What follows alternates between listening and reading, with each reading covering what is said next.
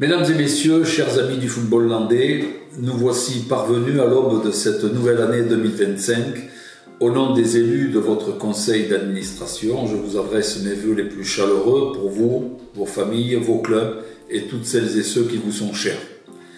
2024 a été une année importante pour le football landais qui a célébré son 90e anniversaire. Nous avons tenu à associer toutes les composantes de notre football à cette grande fête qui a connu en point d'orgue une finale de Coupe des Landes historique dans l'enceinte du stade André et Guy Boniface de Mont-de-Marsan. Un autre anniversaire a marqué 2024 avec la 20e édition du festival foot du 13 Pitch et la présence inédite à Cabreton du président fédéral Philippe Diallo. Toutes nos manifestations ont connu un succès rarement égalé, mettant ainsi en valeur nos 13 000 licenciés, garçons et filles, qui maintiennent notre discipline sportive à la première place des sports landais en nombre de licenciés.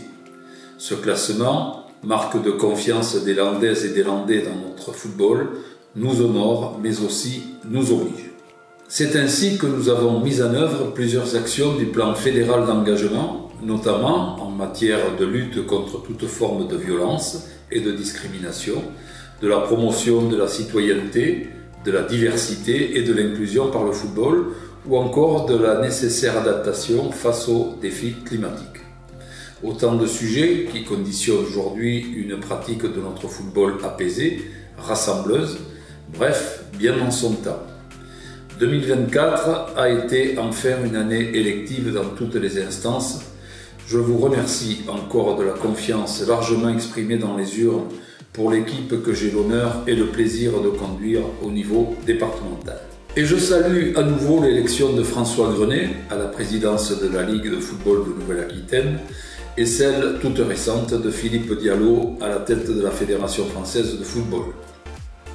2025 s'ouvre donc à nous avec une mise en œuvre du projet associatif et sportif sur lequel nous avons été élus. La formation, maître mot de notre programme, est déjà bien engagée et nous renforcerons nos actions auprès des plus jeunes de nos licenciés qui feront nos compétiteurs de demain.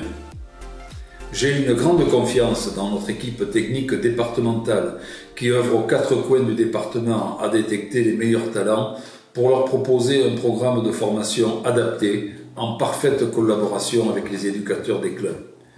Formation aussi de nos éducateurs dont nous manquons cruellement pour assurer notamment l'initiation de nos plus jeunes. Plusieurs sessions de premier niveau sont programmées dans la proximité, au plus près des clubs. N'hésitez pas à vous engager.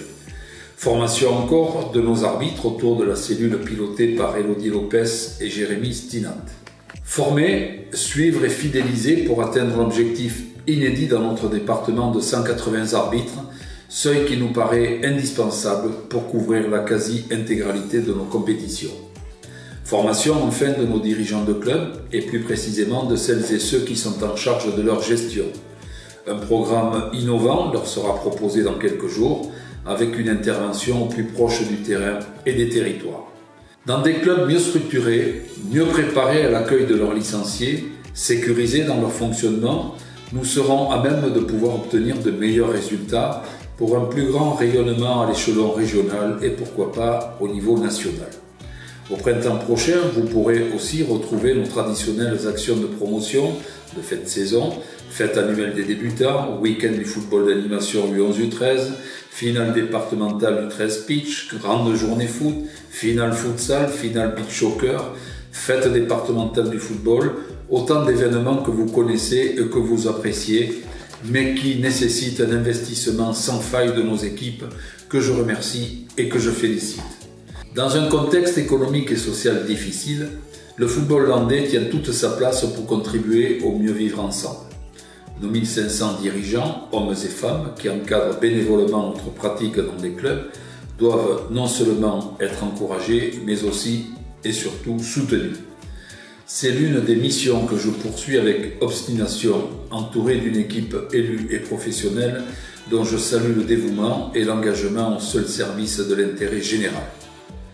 À vous toutes et tous, je renouvelle tous mes vœux de bonnes et heureuses années 2025 et je vous dis à bientôt autour des terrains landais de football.